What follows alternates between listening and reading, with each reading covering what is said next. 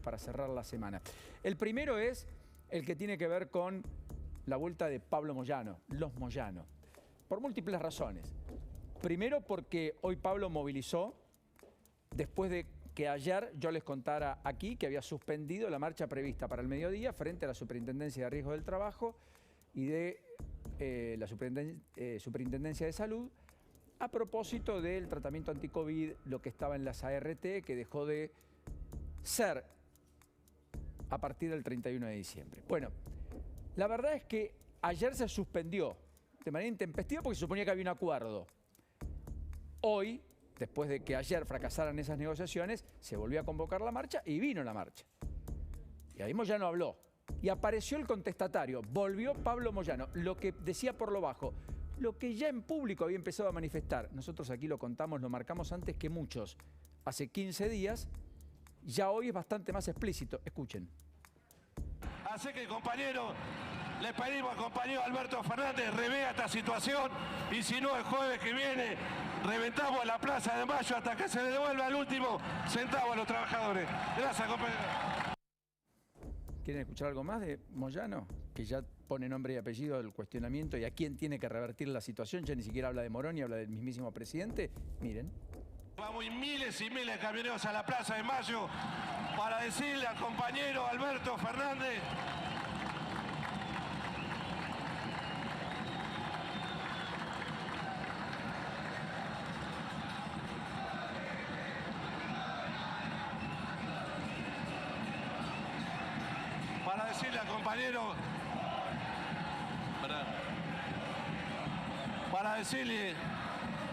para decirle al compañero Alberto Fernández, seguimos apostando a este modelo económico, no queremos que vuelva a la derecha, pero alguien dijo, hay funcionarios que no funcionan. O sea, directamente habló de Cristina, hay funcionarios que no funcionan. Le dice a Moroni, pero también le advierte a Alberto Fernández, no queremos volver a la derecha, seguimos apostando a este modelo económico. ¿Incluye el día después del acuerdo con el fondo? Y ese es el segundo eje. ¿Qué pasa el día después del acuerdo eventual con el fondo, si es que lo hubiera, después de la Mesa Nacional de Juntos por el Cambio, que fue camino a una institucionalización, donde Juntos por el Cambio se piensa con mesas provinciales ya constituidas de cara al mes de abril, donde van a ir por una agenda propositiva, más cercana a sus propios votantes, con el narcotráfico como uno de los ejes, buscando la declaratoria de la emergencia en materia de seguridad, a propósito de todos los casos que estamos viendo día tras día, corrido el velo ya de la pandemia y algún aspecto de lo económico. Entonces, efectivamente, el segundo eje es el día después del fondo. Si es que hay un día después del acuerdo. En principio, todo hace presagiar que sí, porque plan B no hay. Y la oposición le está diciendo al gobierno, vamos a ser responsables, lo vamos a apoyar. Por supuesto que la estrategia parlamentaria luego de cómo se va a discutir eso en marzo va a ser resuelta a partir de la letra fina, los trazos y los detalles que se conozcan con el proyecto de ley que deberá llegar en marzo porque todavía no está lo que todavía no se acordó.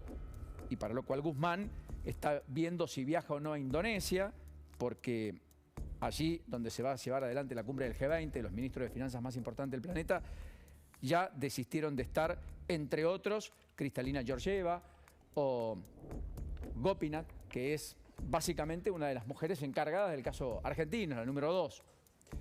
En consecuencia, está reviendo a ver si viaja o no. En el mientras tanto está buscando el respaldo del resto de los países, además de Estados Unidos. Por eso preocupa en el gobierno aquello que finalmente ayer fue uno de los datos distintivos cuando Cecilia Cábana, nuestra colega, le preguntó a la vocera portavoz oficial, Cecilia Devana, ¿qué dije? Perdón, Cabana. Devana, la rebauticé, perdón. Le pregunta a la portavoz sobre todos los aspectos que hacían pensar que se había enfriado la relación con el Departamento de Estado de los Estados Unidos, el Departamento de Estado de los Estados Unidos.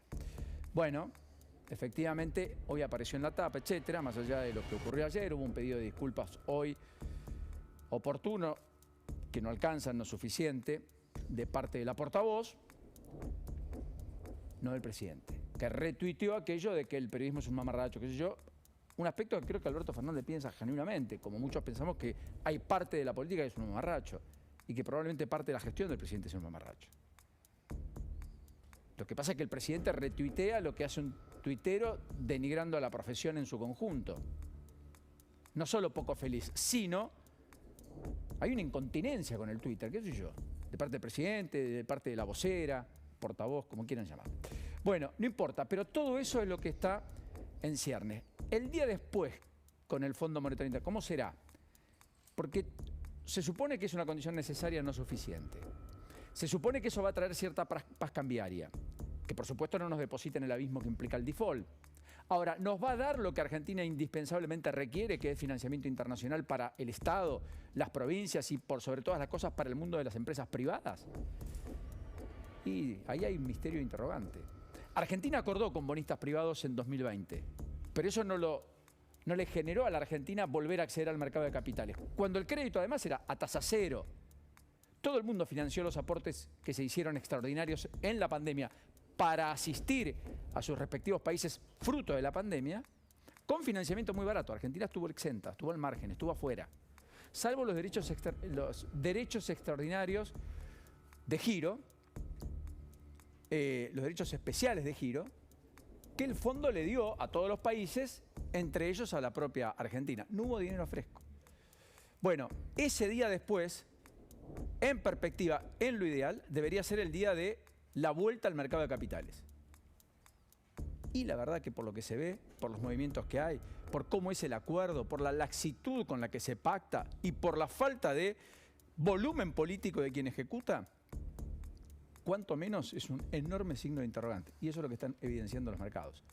Un poco más quito el dólar, el gobierno sigue costándole cada vez más caro financiarse en el plano interno para secar la plaza de pesos y poder refinanciar su deuda en pesos. Ayer Guzmán consiguió refinanciar una parte de esa deuda, 244.000 millones de pesos, pero pagó tasas por encima de las que venía pagando.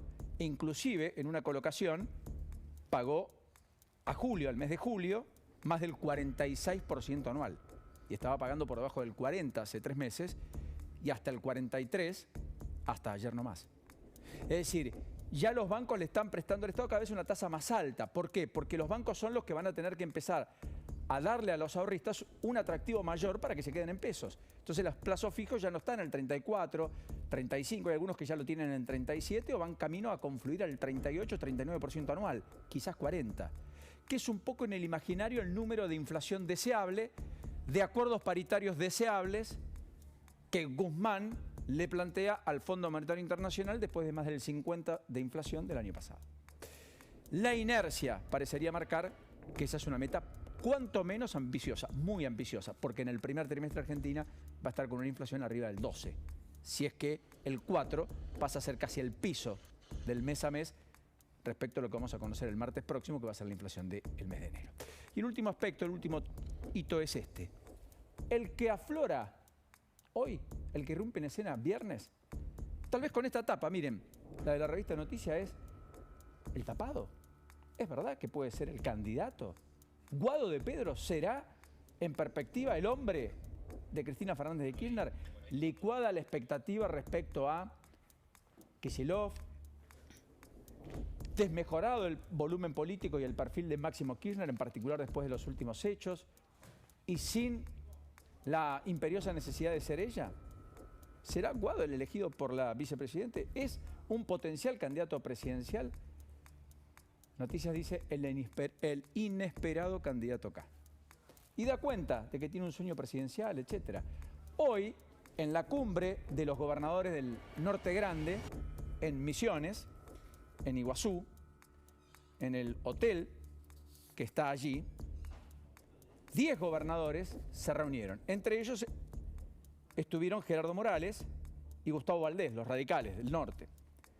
Efectivamente, en esa cumbre hubo, esta es la imagen, declaraciones encontradas con la ciudad de Buenos Aires, con en realidad el centralismo del AMBA, la zona metropolitana, los subsidios al transporte, la energía, que está tan en boga a propósito de la discusión por el tema del subsidio de los colectivos en la ciudad de Buenos Aires. Allí en el Gran Meliá Iguazú estuvo también Juan Mansur, Gabriel Catopodis, Alexis Guerrera, Darío Martínez, el secretario de Energía, Silvina Bataki, la secretaria de Provincias, e Ignacio Lamote, el titular del Consejo Federal de Inversiones. Y por supuesto Guado de Pedro. Se habló del corredor bioceánico norte, un plan para el desarrollo del litio. Es allí donde básicamente hay mucho para recorrer. Hacia allí están, pese a todo el contexto de Argentina, llegando algunas inversiones en millones de dólares. Y el presente de la hidrovía Paraná-Paraguay, porque efectivamente esa hidrovía es el canal por donde se transita buena parte de la producción. Bueno, Guado de Pedro, en ese contexto empezó a hacer piezas. ¿Piezas qué? Piezas comunicacionales. Y entonces algunos dijeron, perdón, hay otro Guado. Primero habla, no lo hacía.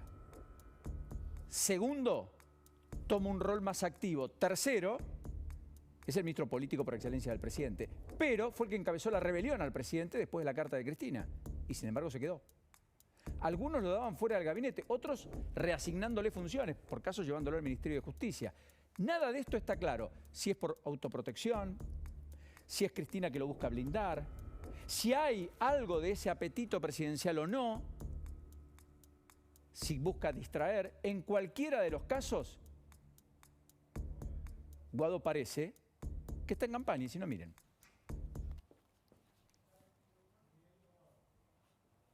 ¿Lo tenemos? Así lo podemos compartir, porque es una pieza casi publicitaria. Dale.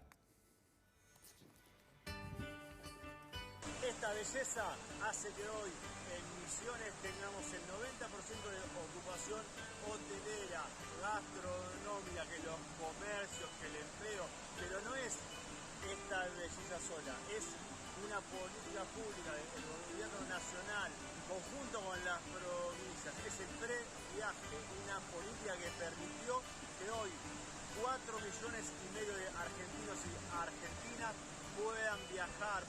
Las economías regionales, la producción, la industria, el campo, el comercio son la base de esta gran recuperación de los argentinos y las argentinas. Guado de Pedro. Bueno, bienvenido formalmente. Buenas tardes, Javi. ¿Cómo andamos? ¿Cómo va, Paulino? Un